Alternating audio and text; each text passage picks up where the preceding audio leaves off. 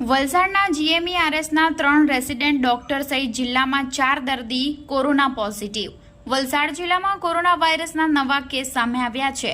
GMERS medical કોલેજના 3 resident ડોક્ટરના COVID-19 report positive આવ્યા છે।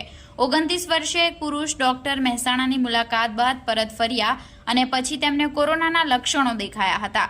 તેમના સંપર્કમાં આવેલી 32 અને 26 વર્ષીય 2 મહિલા ઇન્ટર્ન ડોક્ટર પણ સંક્રમિત થયા છે। ત્રણેય ડોક્ટરોના રેપિડ અને આરટીપીસીઆર ટેસ્ટ પોઝિટિવ આવ્યા છે। હાલમાં ત્રણેય દર્દીઓને જીએમઈઆરએસ મેડિકલ કોલેજના સ્ટાફ રેસિડેન્શિયલ ક્વાર્ટર્સમાં આઇસોલેટ કરવામાં આવ્યા છે। આરોગ્ય વિભાગે કોલેજ અને આસપાસના વિસ્તારમાં સર્વેલન્સ અને કોન્ટેક્ટ ટ્રેસિંગ ની કામગીરી શરૂ કરી છે।